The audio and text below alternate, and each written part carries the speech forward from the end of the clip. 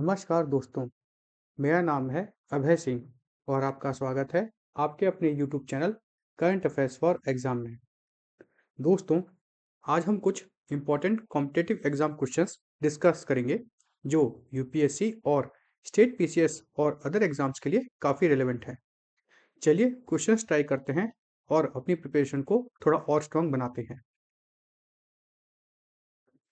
भारतीय रेलवे ने बड़े पैमाने पर ट्रैक आधुनिकीकरण का विस्तार कब शुरू किया है?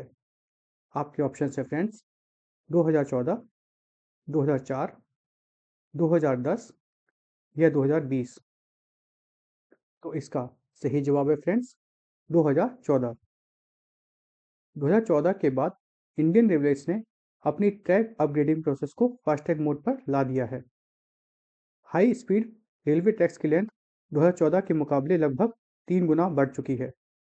आज रेलवे नेटवर्क का करीब 80% हिस्सा 110 किलोमीटर पर आवर से ज़्यादा की स्पीड सपोर्ट करता है। इससे सेफ्टी और स्पीड पुश को सपोर्ट मिलता है और इसको सपोर्ट देने के लिए 1100 से अधिक advance track maintenance machine procure की गई हैं। पूरी मॉडर्नाइजेशन जर्नी का कोर फोकस है सेफ्टी फर्स्ट अप्रोच, जहां टेक्नोलॉजी और प्रिवेंटिव मेंटेनेंस को प्रायोरिटी दी गई है। चलिए अब अगले प्रश्न पर आते हैं। गाजा शासन के लिए अंतर्राष्ट्रीय बोर्ड ऑफ पीस का प्रस्ताव किसने रखा है? आपके ऑप्शन हैं फ्रेंड, जो Biden, Benjamin Netanyahu, Antonio Guterres या डोनाल्ड ट्रंप। इसका सही जवाब है फ्रेंड्स डोनाल्ड ट्रंप।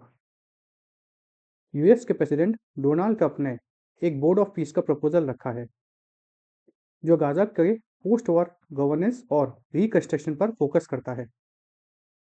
इस बोर्ड का उद्देश्य कॉन्फ्लिक्ट के बाद स्टेबिलिटी और रीबिल्डिंग को इंस्टीट्यूशनल सपोर्ट देना है।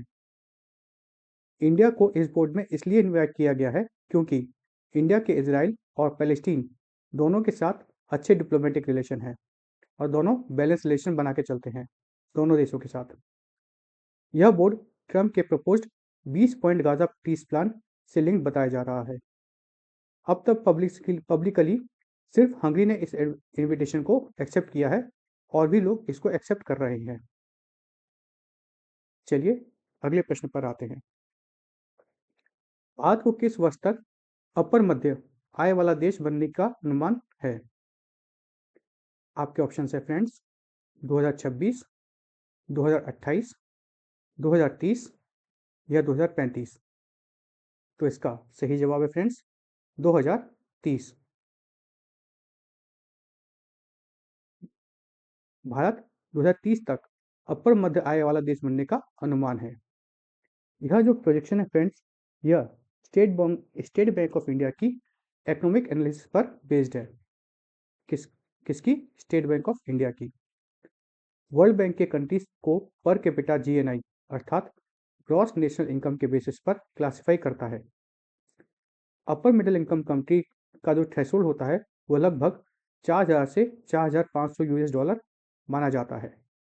4000 यूएस डॉलर का मतलब होता है फ्रेंड्स लगभग 36,000 के करीब करीब रुपए।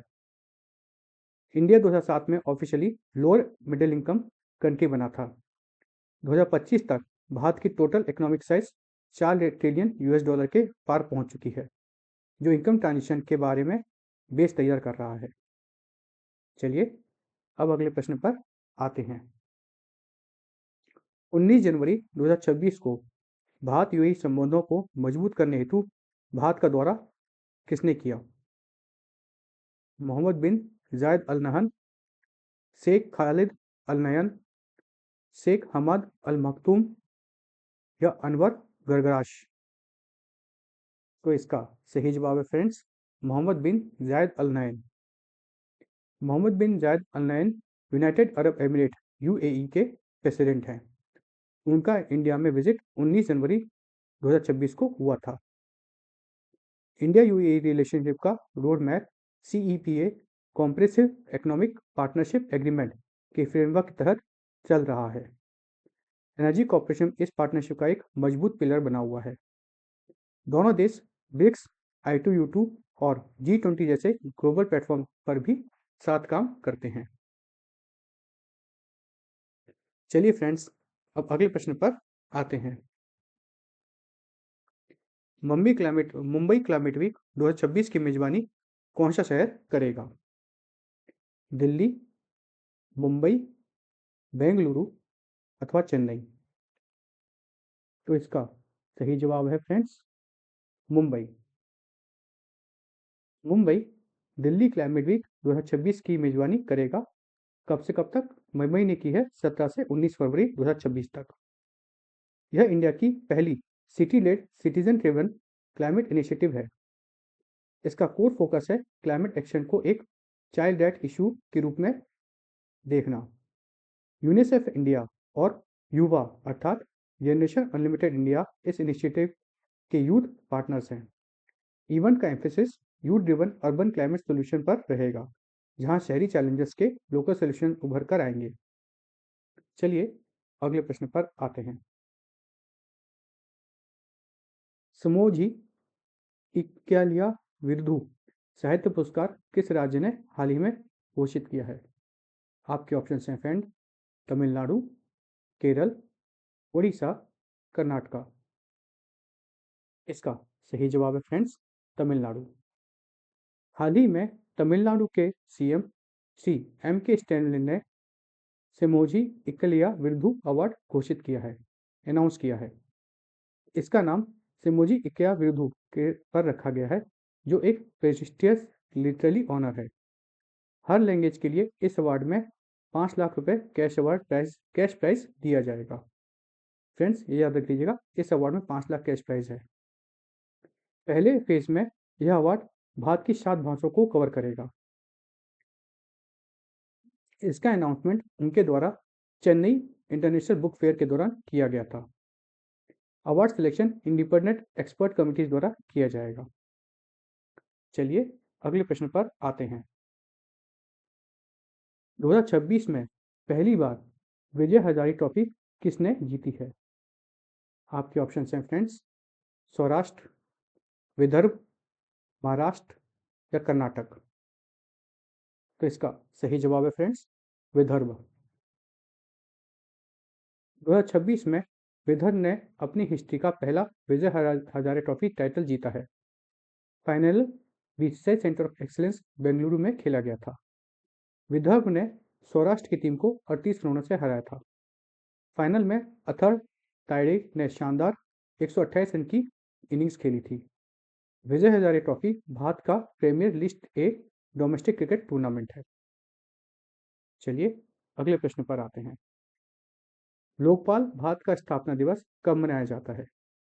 आपके ऑप्शन हैं फ्रेंड, 12 जनवरी, 14 जनवरी, 26 जनवरी या 16 जनवरी?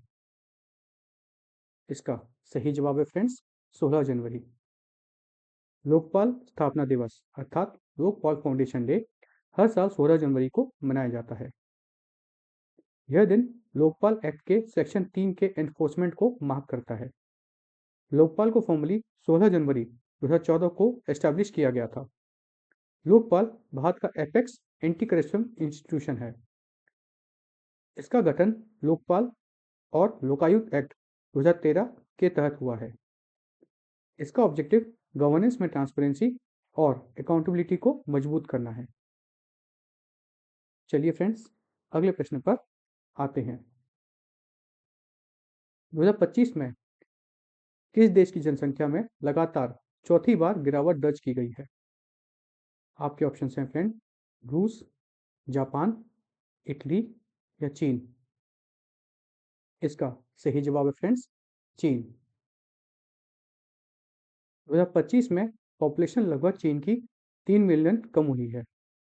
टोटल पॉपुलेशन घटकर करीब 1.405 billion dollar sorry friends, total population घटकर करीब 1.405 बिलियन रह गई है। क्षमा चाहता हूँ। बर्ड्स एक रिकॉर्ड लो पर आ चुके हैं, 7.92 मिलियन। बर्थ रेट गिरकर 1000 लोगों पर 5.63 हो गया है। फर्टिलिटी रेट रिप्लेसमेंट लेवल भी काफ़ी नीचे गया है। ध्यान रहे, इंडिया 2023 में दुनिया का सबसे ज़्यादा पॉपुलस देश बना है। चलिए अगले प्रश्न पर आते हैं। श्रम संहिताओं पर दूसरा क्षेत्रीय सम्मेलन हाल ही में कहाँ आयोजित हुआ था? आपके ऑप्शन हैं फ्रेंड, गोवा, जयपुर, भोपाल, लखनऊ। इसका सही जवाब है फ्रेंड्स, जयपुर। श्रम संहिताओं पर दूसरा क्षेत्रीय सम्मेलन जयपुर में आयोजित हुआ था। यह conference ministry of labour and employment, श्रम एवं रोजगार मंत्रालय द्वारा ऑर्गेनाइज किया गया था। इसका इनॉग्रेशन मिनिस्ट्री ऑफ स्टेट शोभा खरंदाजे ने किया था। यह चाहे regional labour code reference conference में दूसरी कॉन्फ्रेंस थी। इसका फोकस 4 नए लेबर कोड्स को इम्प्लीमेंट करने पर था। डिस्कशन में ESIC employ state insurance corporation, EPFO employ provident fund organisation और PMVBRY Pradhanmantri Vaya Vandana Yojana retirement link reference जैसे इशू शामिल थे। लेबर कोड्स 21 नवंबर को फोर्स में लाए गए थे। फ्रेंड्स, यहाँ तक हमारी प्रश्नावली समाप्त होती है। चलिए कल जो हमने आपको प्रश्न दिया था उसके बारे में डिस्कशन करते हैं। दिल्ली में सभी आपातकालीन सेवाओं को एकीकृत करने वाला कौन सा नंबर होगा? आपके ऑप्शन हैं फ्रेंड, 100, 101, 108 या 112।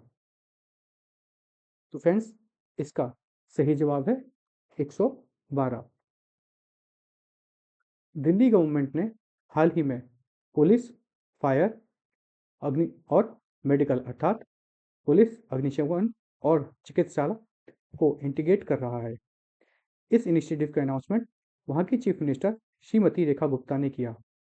यह step ministry of home affairs, गृह मंत्रालय के डायरेक्टर पर किया गया है। सिस्टम ERSS 2.0, ERSS क्या है friends? Emergency response support system 2.0 के अंदर यह ऑपरेट किया गया है। इसका ऑब्जेक्टिव गोल्डन आवर इमरजेंसी के दौरान फास्टर और कोऑर्डिनेटेड रिस्पांस इंश्योर करना है। चलिए फ्रेंड्स, अब कल के लिए भी एक क्वेश्चन देख लेते हैं। भारत जापान HNS प्रतिक्रिया अभ्यास मतलब India Japan HNS response drill किस पोत पर आयोजित हुआ है? आपके ऑप्शन हैं फ्रेंड, ICGS समर्थ, ICGS समुद्री पहर, ICGS शौर्य या ICGS विग्रह। इसका सही जवाब आपको कल के सेशन में मिलेगा। अगर आपको इसका सही जवाब पता है तो कमेंट सेक्शन में जरूर बताइएगा। फ्रेंड्स, एक बात हमेशा याद रखिए, जब तक कोई चीज़ पूरी नहीं हो जाती तब तक वो इम्पॉसिबल ही लगती है। हमारी कॉम्पिटेटिव एग्जाम्स की तैयारी, चाहे वो UPSC हो या स्टेट PSC हो, स्टेट PCS हो या कोई भी और कॉम्पिटेटिव एग्जाम्स हो, जब तक हम पूरा नहीं कर लेते लगता है इम्पॉसिबल है, फिर भी हमें करते रहना है क्योंकि कब हो जाए पता नहीं चलेगा। आपको बस करना है। It's always seems impossible until it's done. यहीं पे हमारा सेशन फ्रेंड्स खत्म होता है, समाप्त होता है। आपको हमारा सेशन कैसा लगा कमेंट करके बताइएगा। अगर अगर इसको आपको ये सेशन फ्रूटफुल और हेल्पफुल लगा तो लाइक शेयर सब्सक्राइब अवश्य कीजिएगा। धन्यवाद। जय हिंद, जय भारत।